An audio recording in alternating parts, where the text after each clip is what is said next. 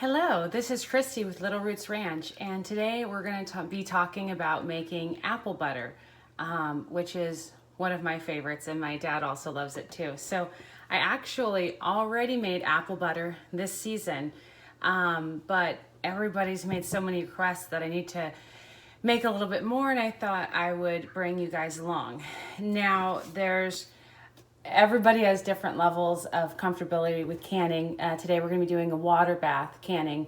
But one thing that I could not get by without, and also you need to make sure that you're using a tested recipe to ward off botulism. But I use the Ball Canning, Complete Book of Home Preserving. And they have a newer one that's out. I picked this one up about 4 years ago at a second chance bookstore or anything, and obviously you can see all of my tabs, and it's well used. And I use that for a lot of my home canning recipes, or I use the website, the National Center for Home Food Preservation, something like that, just to make sure that I'm making everything that is a tested recipe.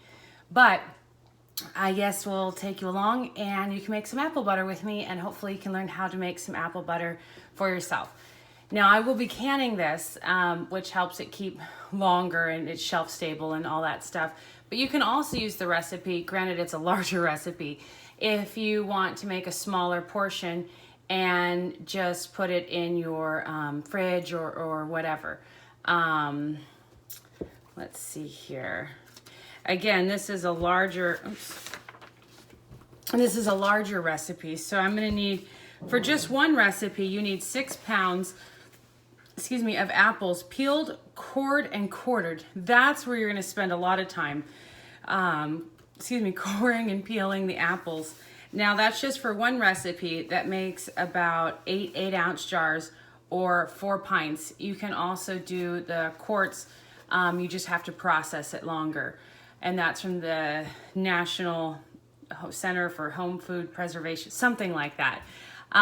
Anyways, I'm probably going to make, I'd say 2 to 4. I'm either going to double or quadruple the batch. I'm not exactly sure. It depends on how many apples I end up with and how much time I have. And this particular recipe calls for sweet apple cider, but I'm going to do the traditional recipe, a more traditional recipe where I'm going to use water instead, but I'm actually going to substitute 1 cup of the apple cider vinegar. I'll put the recipe down below, but it's 1 cup of apple cider vinegar and 3 cups of the water, and then 3 cups of granulated sugar, and this is per batch. I actually used 3/4 of a cup, and I used honey instead. I find with most recipes, you can't make too many changes, but you are allowed to go down in the sugar, and that's what I do. I don't have a major sweet tooth, and I like to reduce the amount of sugar in the things that I make, and I feel better when my kids want to gobble it up. And then also I use 2 teaspoons of ground cinnamon and some ground cloves. And so here is the actual recipe from the book. I don't know if you can see that in my little notes or whatever, but I'm gonna go gather the onions. That would not be good. The apples, and you can come along. Okay, so all of my hard work paid off, and we've got lots of apples. So I think I'm going to do a triple batch. And so the first step is to cut and peel and core the apples. So that can be done 2 ways. My preferred method is to use, I have one of these KitchenAid attachment things, and I use the, where it like slices it fairly thin, but it takes out the core and the skin and has them in small slices, and then I clean it up with a knife if it misses anything. The other way is to, of course, use a peeler and then a corer. It doesn't really matter, you just want the meat of the apples as opposed to the core and the skin. So I will get right to that. Okay, so we're gonna be doing 3 batches. Each batch calls for 6 pounds of apples, so I'm going to need 18 pounds of apples, of course. So I've kind of got my little setup here. This is my apple peeler and corer, and I've got the big glass, what is it? I don't know, bucket thing down below to catch the peels, which I will either feed to children or to pigs. And then I've got my knife and cutting board here to catch anything that the machine misses. And then I've got my bowl, and underneath it, I don't think you can see, but I've got my scale, which lets me know when I have enough. And so I can pretty easily fit 6 pounds of apples into this container, and then I start over. So that will be a lot of, oops, sorry, I'm out of the picture. That'll be a lot of apple cutting or anything, but I do have my first apple. One thing to note is I like to pre-soak my apples in a solution of vinegar water. I just fill up one of my sink things and put like a cup of vinegar in there. I haven't really looked that up for exact proportions, but that seems to always work. Especially this year we had all the wildfires, and who knows what landed on these precious apples. So the first thing we do is put it into my little machine, like so, and I move it down a little bit so it's closer. I don't know if you can see it. And then I turn it on. Of course, you can hand peel these as well. Sorry, it's catching.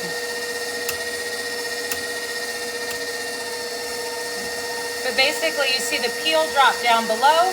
I hold my hand here to catch the apple slices. Sometimes with the larger apples, it drops it down.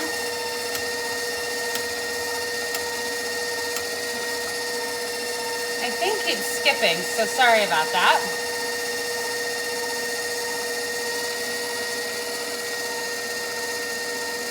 Okay. So, oops. It did this thing where it kind of wrapped the peel around, which of course I've never had it do, but because I'm on camera, it decided to act up, so that's a lot of fun. But basically, if you can see, it yields, they're little, like, let's see, these fit together or whatever kind of, but they're basically like accordion style. Oops, well, except for I keep breaking them, but they're accordion style, but they are missing the core and the peel, and so in the bucket they go. And so pretty much I will just be doing that with 18 pounds of apples. So that'll keep me pretty busy. When I use the machine, sometimes it leaves a little bit of the peel, oops, as I throw it across the room, a little bit of the peel on the top. I'll either just tear that off, or I'll take my knife and cut around that. And that's pretty much the knife work that I do to help keep up with it. But I'll do a little bit of fast motion of just going through some of the apples, and then I'll process the rest off camera.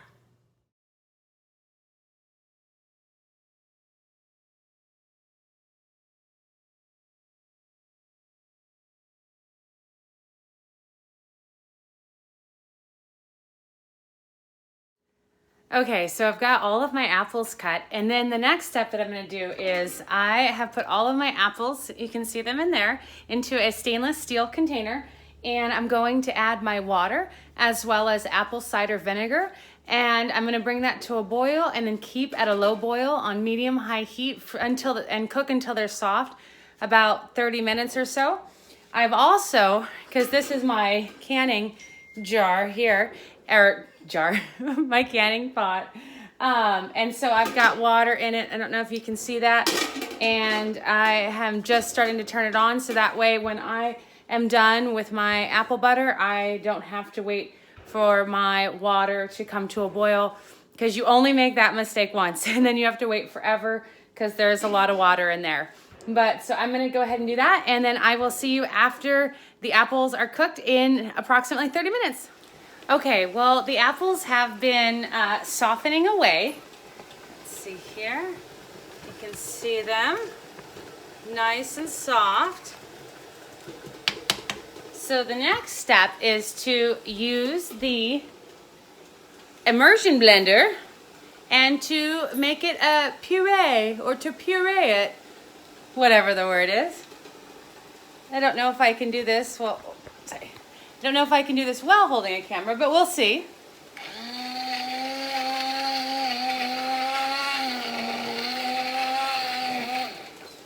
anyways, I'm gonna keep working on this, and I'm going to, and then after I get it all done, I'm gonna add the sugar, the cinnamon, and the clove, and then I'll pick you back up.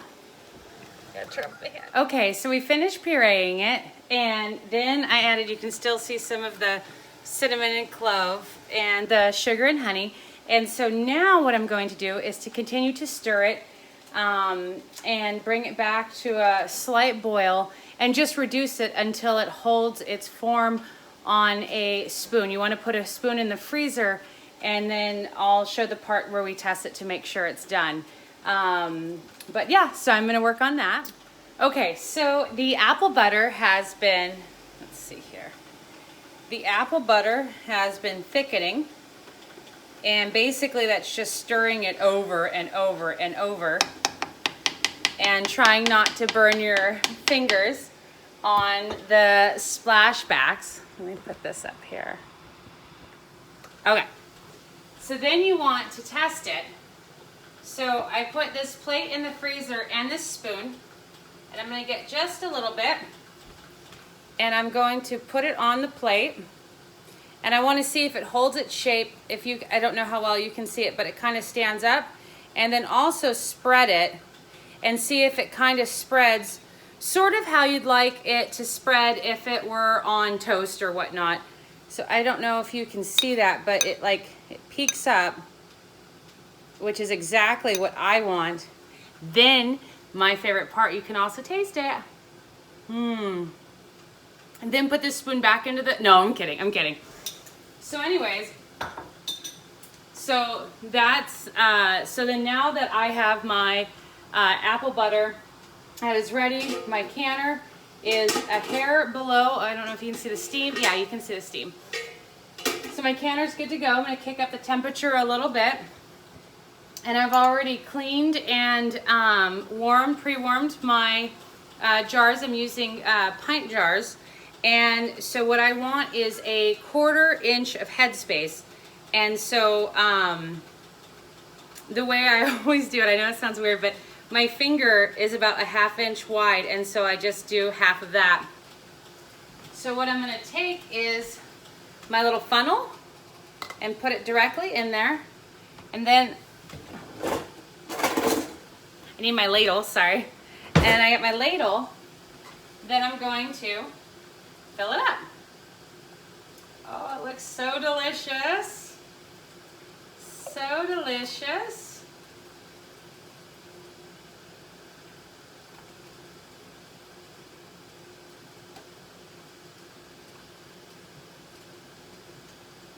Then I want to get to that headspace. So it gets a little hard because the funnel gets in the way.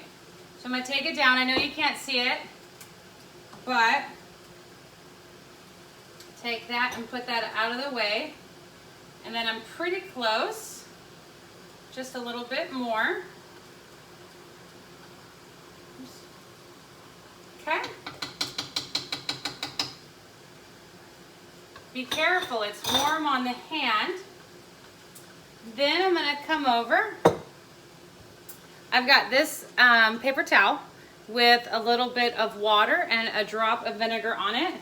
And I'm going to clean my rim because I had a little bit of a spill, because everything always happens when I'm on camera.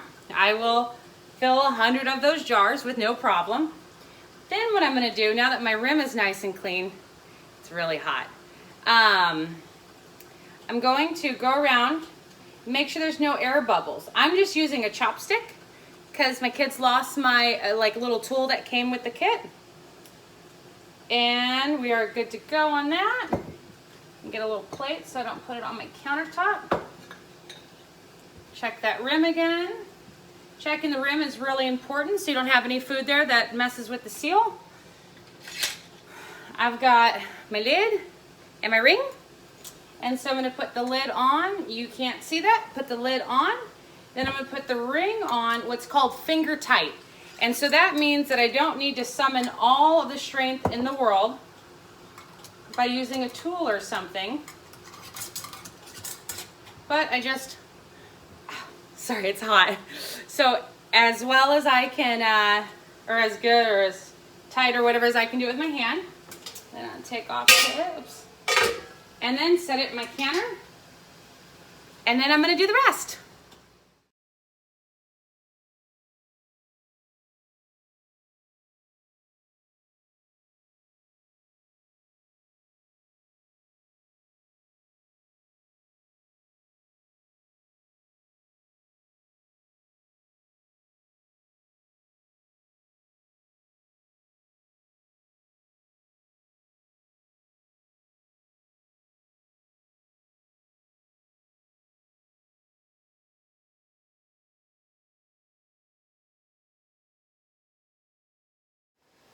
Okay, so my particular canner holds 7 of the jars. Let's see here, sorry. 7 of the jars. I've still got, of course, a lot more liquid. I'm doing multiple batches. But it holds 7 of the jars, and my water is boiling. I don't think you can see that. But my water is boiling.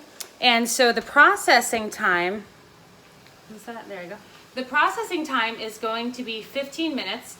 And then they're gonna sit for 5 minutes. So I'm gonna go ahead and put these in.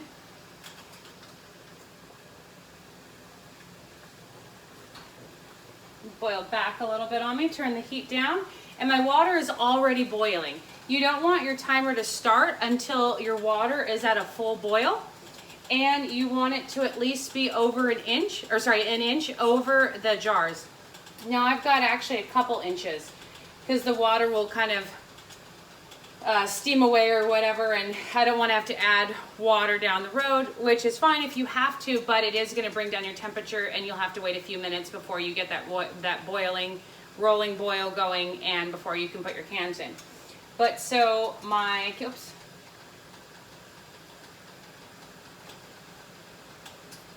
the boiling water slowed down a little bit, so I'm going to wait for it to come back to that rolling boil just from everything going in.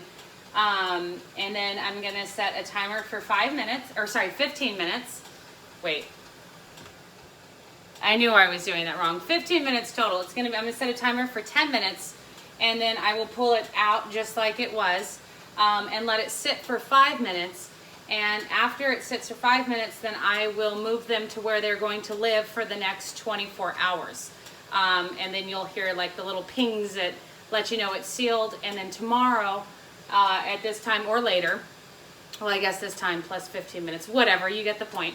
I will run it, I will make sure that they all sealed and label them and put them away. But let's get that boil going, and we'll set a timer for 15 minutes, or 10 minutes, sorry, and I'll see you in 10.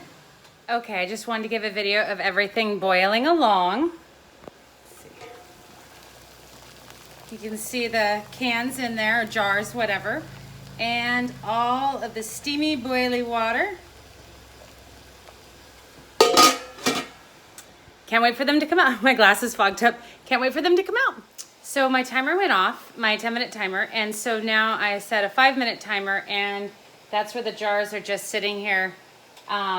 You can hear pings occasionally. I've heard 2 already, and they were in there cooking. I was still scooping out a little bit lower and getting my next batch ready to go into the canner. I was hoping there would be a ping on the jars while I have the video camera on. They probably won't do it, but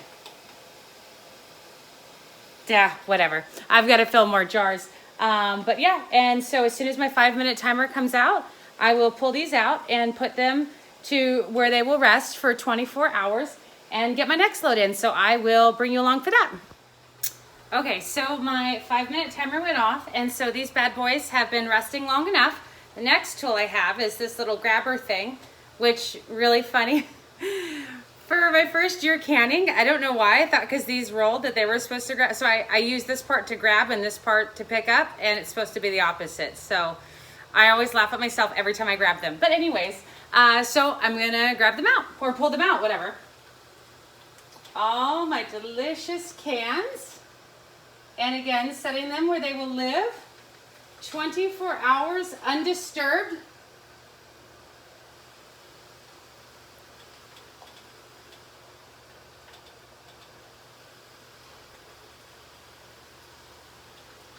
See, Yum. I guess you can't really see the light on there. I can't tip it, obviously, but yummy, yummy.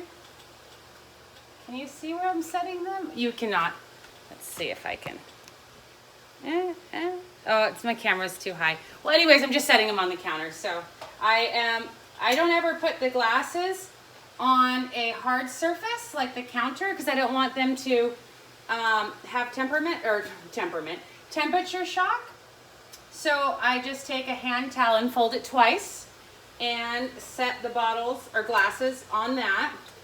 That's also when I'm canning them or when I'm filling them.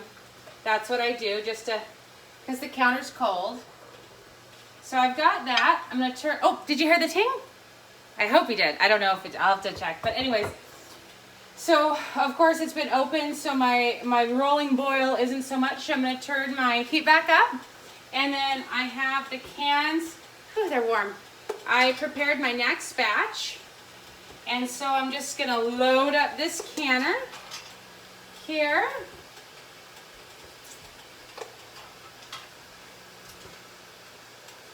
But of course, I can't do anything with it. I don't know how to get over here. But I can't do anything with it until I get my rolling boil. And then I think I've got enough for, or I know I have enough for another, what's it called? Another batch, and then I'll just keep going. I will put the recipe, sorry, I was checking on the boil. I will put the recipe that I used, which is the ball recipe, and I just made substitutions. I did want to point out, if you're an experienced canner, you would obviously know this, but there are things that you can never mess with, and that is the acidity, specifically removing acidity.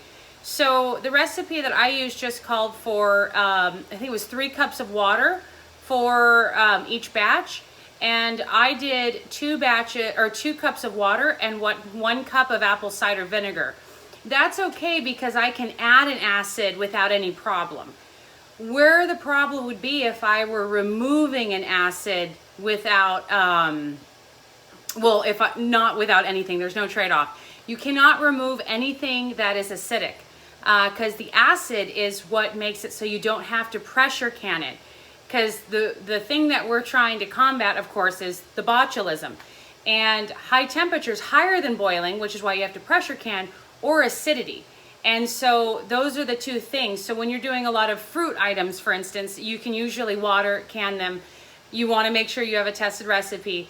But with other stuff, like say the sugar, there's some flexibility. If it calls for X amount of cups of sugar, you can modify that between regular sugar. I use like a coconut sugar, natural, like massaged by monks or something, or honey, which I do a lot as well, or brown sugar. The sugar you can change and you can use less of, which is something I always done. I've never ever made a recipe full sugar.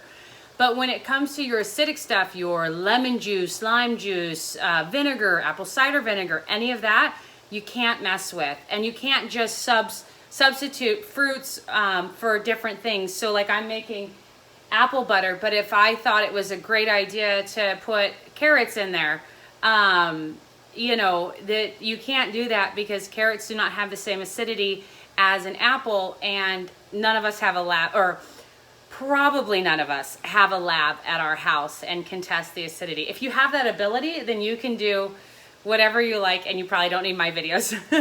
But anyways, and so I just wanted to touch base on that. So yeah, so for the recipe, like I said, I made 3 batches. Oh, my water's just getting to a boil, so I'll wrap it up. I made 3 batches. It's the apple cider, apple butter, but instead I did the traditional modification, which doesn't use apple juice because I think it's sweet enough, and I try and do less sugar. And I substituted, it's supposed to be 3 cups of water. I substituted 2 cups of water and 1 cup of apple cider vinegar per batch. And then it's supposed to be, I think, 5 or 6 cups of sugar. I did 3 cups of sugar and 3, which I told you I used the coconut or I don't know what it is. Some like not, you know, eco-friendly and fair trade and that, whatever. And then 3/4 cup of honey.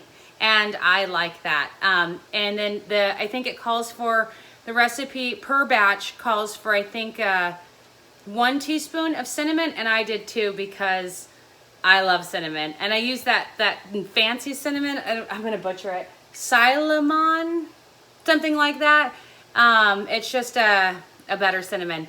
But so yeah, I'm done I'm done canning almost. I need to get this batch in, get my next batch prepped.